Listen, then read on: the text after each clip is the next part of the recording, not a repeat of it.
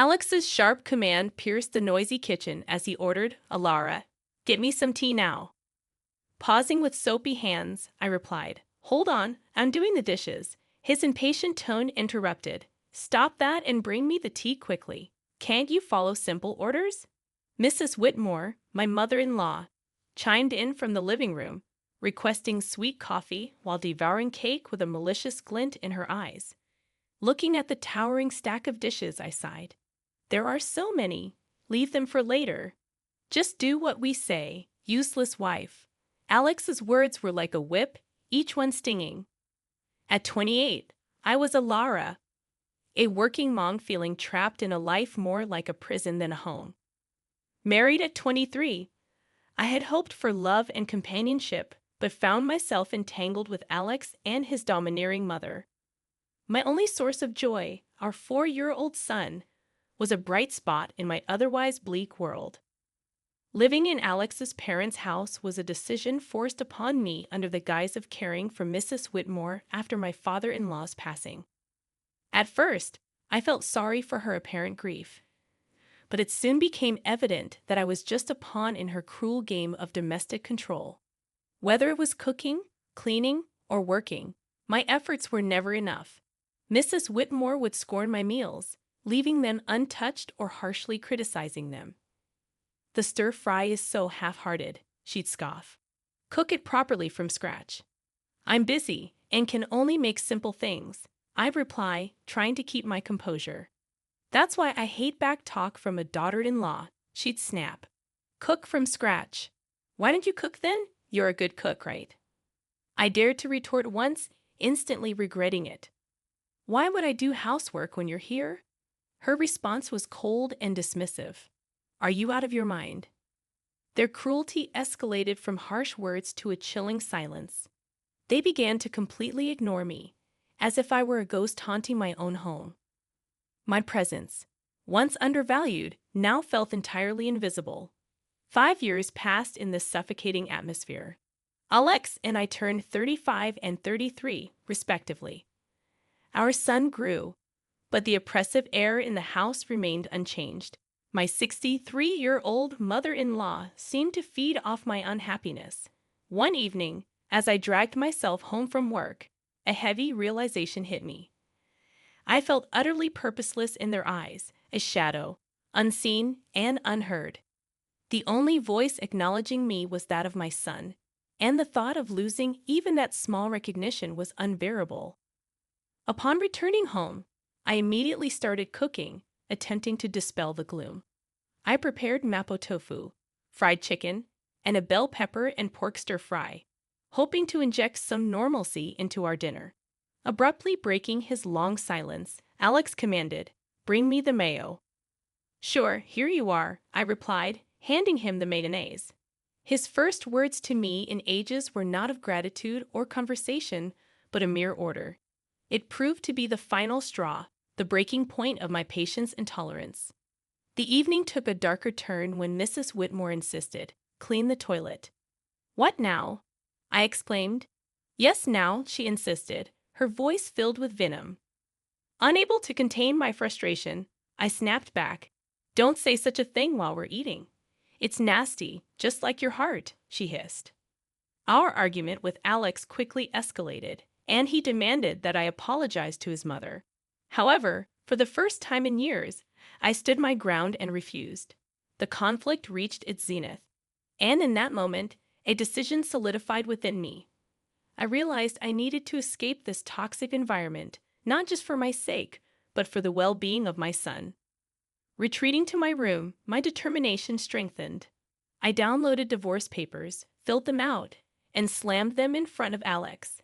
His shock was evident, but I felt nothing but a cold resolve. "I'm filing these," I declared, my voice unwavering. Facing my husband's bewildered expression, I recognized that I had finally stepped out of the shadows. It was time to reclaim my life. The days following my declaration of divorce were filled with cold glares and biting remarks.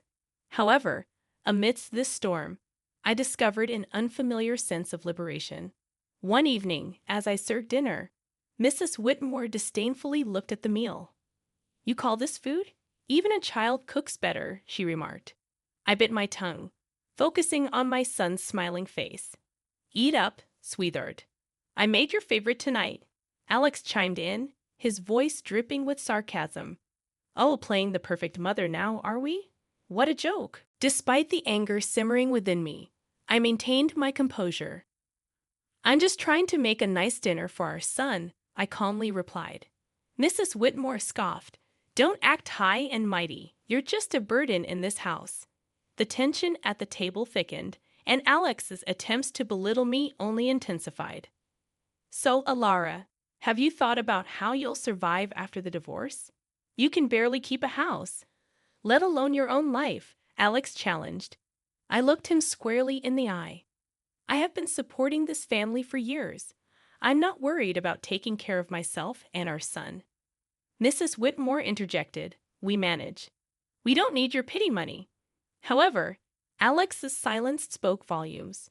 He knew the truth. Without my income, they would be in dire straits. In the following days, their behavior became increasingly erratic. Mrs. Whitmore oscillated between sweet-talking me into staying and hurling insults when I didn't comply. Alex, on the other hand, appeared lost, his arrogant facade crumbling as the reality of his financial dependence became undeniable. One afternoon, I overheard a conversation between them that sent shivers down my spine. She can't leave us like this, Alex hissed. We need her money. Mrs. Whitmore's response was cold and calculated. Don't worry. I have a plan. We'll make her life so miserable she won't dare to leave. Hearing their true intentions laid bare was a revelation. They didn't care about me or even our son. It was all about control and money. That night, as I lay in bed, a plan started to take shape in my mind. If they wanted a battle, I would give them one. However, it wouldn't be fought with words or petty arguments. I intended to hit them where it hurt the most, their pride and their wallets. The next morning, I began putting my plan into action. I reached out to a lawyer, a sharp and no-nonsense woman who came highly recommended. I want a divorce, and I want to ensure they don't get a penny more than they deserve, I stated firmly. She nodded, her eyes gleaming with determination. We'll make sure of that. You've been the sole breadwinner, right? We'll use that. As the days went by, my determination only strengthened. I began documenting everything, the insults, the financial manipulation, even the smallest grievances. It was time to flip the script and make them face the consequences of their actions. Building my case, a newfound sense of empowerment filled me. For the first time in years, I felt like I was in control of my own destiny. The shadows of contempt were slowly lifting, and in their place, a new dawn was emerging. As the divorce proceedings kicked off, the atmosphere in the house became increasingly toxic. Yet with each passing day, my fear diminished, replaced by unwavering resolve. One evening, Mrs. Whitmore attempted a different approach. Alara, dear, why don't we forget all this nasty business? You know we're family. Her words oozed insincerity. I met her gaze without flinching. Family doesn't treat each other the way you've treated me, I responded. Alex, quietly observing, scoffed. Oh, playing the victim now? You're not as innocent as you pretend to be. Despite a surge of anger, I kept my voice calm. I'm not playing anything, Alex. I'm just no longer willing to be your scapegoat. The conversation shifted, as it often did, to finances. You think you can just take our son and leave? How will you support him? Alex challenged. I smiled, a small, confident curve of my lips. I've been supporting this family for years. I think I can manage. Mrs. Whitmore's expression twisted into a sneer. You're nothing without us. You'll come crawling back. But their words no longer held power over me. I grasped my self-worth and embraced the truth. The following day, I met with my lawyer once more. She outlined the strategy clearly, exposed their financial dependency on you. It will be pivotal in the custody battle and asset division. I nodded, feeling a sense of validation. The law was on my side, and I was prepared to fight back. At home, the tension reached its zenith. Mrs. Whitmore's attempts to undermine me grew more desperate. You think you're so smart, she spat one evening. but you're just a cold-hearted woman abandoning your family. Meeting her gaze directly, I replied, "No, I'm a woman who's finally standing up for herself." Alex interjected, his voice dripping with venom. "You'll regret this. You can't survive without me." However, his threats fell on deaf ears. I was done being intimidated. In the following days, my preparations for the court battle intensified. I gathered financial statements, recorded their abusive remarks, and collected evidence of their negligence. One afternoon, as I organized my documents, my son approached me. "Mom, are we going to be okay?" His voice was small and uncertain. I pulled him into a hug. "Yes, sweetheart, we're going to be just fine. We're leaving this place, and we're going to start a new, happy life, just you and me." His arms tightened around me, and in that moment, I knew I was making the right decision. In the following days, my preparations for the court battle intensified. I gathered financial statements, recorded their abusive remarks, and collected evidence of their negligence. One afternoon, as I organized my documents, my son approached me. "Mom, are we going to be okay?" His voice was small and uncertain. I pulled him into a hug. "Yes, sweetheart, we're going to be just fine. We're leaving this place, and we're going to start a new, happy life, just you and me." His arms tightened around me, and in that moment, I knew I was making the right decision. The day of the court hearing drew near, carrying with it a sense of imminent freedom. I was prepared to confront Alex and Mrs. Whitmore, determined to put an end to their control and emotional abuse.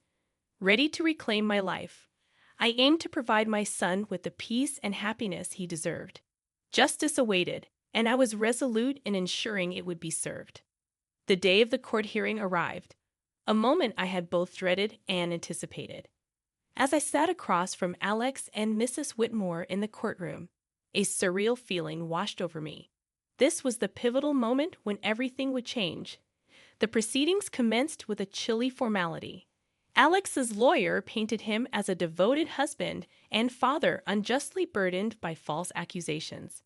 Mrs. Whitmore played the role of the grieving mother-in-law mistreated by an ungrateful daughter-in-law. However, their performance was transparent, their lies fragile. When it was my turn to speak, I addressed the court clearly, my voice unwavering. "I have been the sole provider for this family for years. My husband's employment and his mother's manipulation have consistently strained our household." Alex interjected, feigning hurt in his voice. "Alara, how can you say these things? I've always supported you." Turning to him, I maintained an unyielding gaze. "Support entails more than just words, Alex. It's about actions, and your actions have shown nothing but selfishness and cruelty." The judge attentively listened as I presented my evidence, financial statements, recordings of their verbal abuse, and testimonies from neighbors who had witnessed their behavior. The undeniable truth unfolded. As the evidence piled up, Alex's facade crumbled, and Mrs. Whitmore's composed demeanor faltered, revealing a slipping mask of innocence. The courtroom fell into a heavy silence, tension thick in the air. Then came the revelation that sealed their fate. My lawyer presented photographs and documents providing evidence of Alex's infidelity and Mrs. Whitmore's clandestine affair with a wealthy neighbor, Mr. Harwood. Murmurs erupted in the courtroom as compromising images were displayed, exposing their deceit. Their true colors were revealed for all to witness. Alex's face turned pale, his eyes wide with shock. Mrs. Whitmore's expression morphed into one of fury, her hands trembling. "You invaded our privacy." Mrs. Whitmore shrieked, her voice piercing. I looked at her, my voice calm but resolute. "No, I exposed the truth, a truth that you both have concealed for too long." The judge called for order, but the damage was irreparable. Their credibility shattered, their lies laid bare in the harsh light of the courtroom. As the hearing concluded, the judge's decision was crystal clear. I was granted full custody of our son, and a fair distribution of assets was mandated. Alex and Mrs. Whitmore were left with little more than their shattered reputations. Stepping out of the courtroom, I felt a burden lift from my shoulders.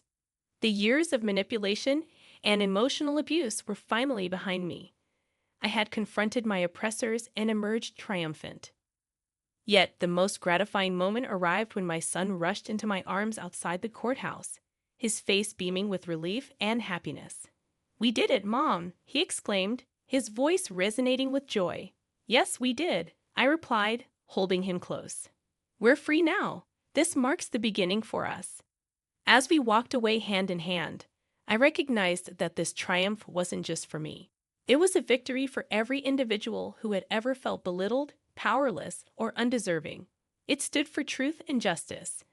A new chapter unfolding, filled with hope and the promise of a brighter future. The aftermath of the court ruling was swift and chaotic. News of Alex and Mrs. Whitmore's deceit swiftly circulated, staining their reputations in our tight-knit community. They could no longer shield themselves behind a facade of respectability. In the days following the verdict, I dedicated my efforts to rebuilding my life with my son. Yet, I couldn't deny the satisfaction that came from knowing Alex and Mrs. Whitmore were facing the consequences of their actions. One evening, as I was preparing dinner, an unexpected visitor arrived. Mrs. Harwood, the wife of the wealthy neighbor involved in the affair. Her eyes were red with unshed tears. "Alara, I heard about everything. I can't believe what Sylvia, Mrs. Whitmore, did." Her voice broke, and I could see the pain etched on her face. I invited her in, offering a cup of tea. As we sat at the kitchen table, she poured out her heartache. Mrs. Whitmore's actions had caused more damage than she had ever anticipated. The next day, I encountered Alex in town. He was a mere shadow of his former self, his arrogance replaced by a defeated look. "Alara, please, can we talk?" he asked, his voice barely audible. I stopped, facing him. "What is there to talk about, Alex?" Fidgeting, he couldn't meet my eyes. "I am sorry for everything. I didn't realize how much I depended on you, on your strength." Though belated, his apology signaled a shift in power. He had lost everything: his dignity, his home, his family, and in that loss, he had finally acknowledged his own faults. However, it was Mrs. Whitmore who bore the brunt of the severe repercussions.